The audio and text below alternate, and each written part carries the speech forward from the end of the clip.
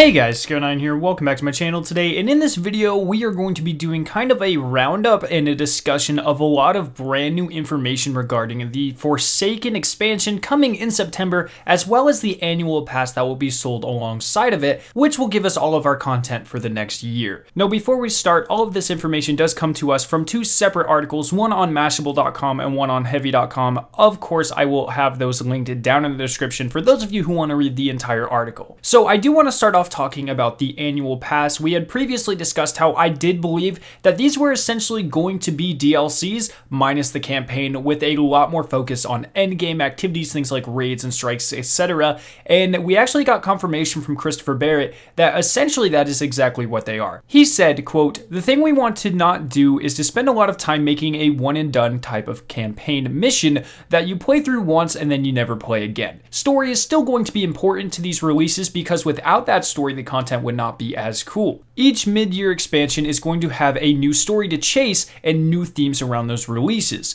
but story will propel something other than the traditional gauntlet of campaign missions. There will be new places to go for sure, new places to explore, new secrets to discover, all of that stuff, but right now we are not planning on adding a new planet as part of that. It's about delivering content more often that players want and more regularly. We have an incredible fan base, we have incredible players. Let's make this release about them and not try to go after a bunch of new players. We're happy if that happens, of course, but we wanted to build something that the fans really want." So it seems like all in all, we have those three DLCs coming in the winter, in the spring, and in the summer. One of them's called like the Black Armory. I forget the other two. I'll have the image on screen right now, as well as in a couple of seconds, everything that they come with. And once again, essentially these are going to be kind of full-size campaigns, something like Curse of Osiris or Warmind, but instead of them taking so much time to develop a campaign mission that, like he said, will never play more than 3 times, once on each character, they're going to focus more time on actually making endgame activities, which is awesome. This should mean no more lackluster loot, no more useless activities. Everything should be focused for the hardcore chase players,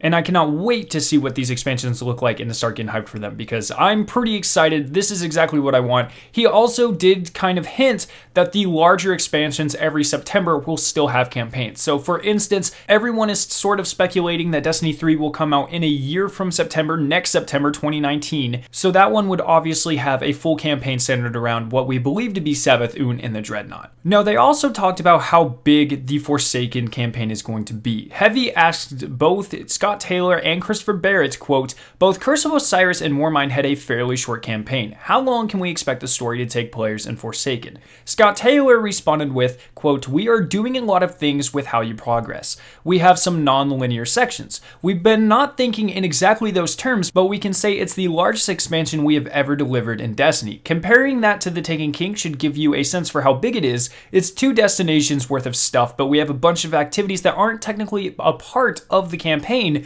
but are missions that you do. So it's hard to answer that, but I can say it's significantly larger than those previous expansions for Destiny 2.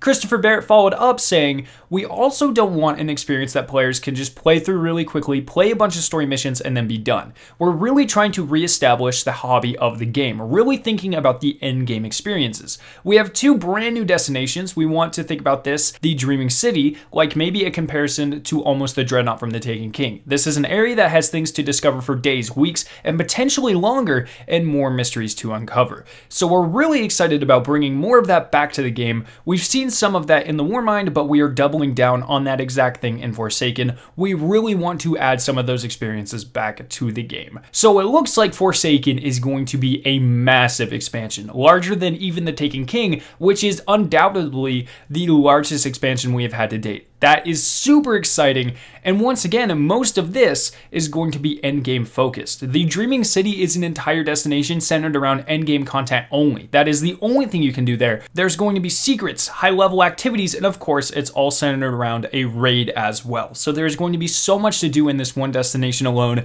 I just cannot freaking wait. As a player who likes doing everything in the game, getting every weapon, getting every armor, doing every activity. I cannot freaking wait for the Dreaming City. It seems like my dream come true, and I'm really interested to know what you guys think, so let me know down in the comment section below. Now, I do also want to address something that they talked about in the Mashable article. Just for some of you guys who might be returning that haven't played Warmind the Curse of Osiris, you don't have to worry, because you don't have a lot of leveling up to do, because, quote, they are adding a character boost at the character screen that lets you start a new character right at the level cap. It is not going to be in your inventory, it's going to be presented front and center this time. You'd be at a point in the game where you would be starting the Forsaken campaign if you use the boost. With each Forsaken purchase, you actually get one of these boosts, and then you have the option to buy additional ones if you want to create and insta-level more characters.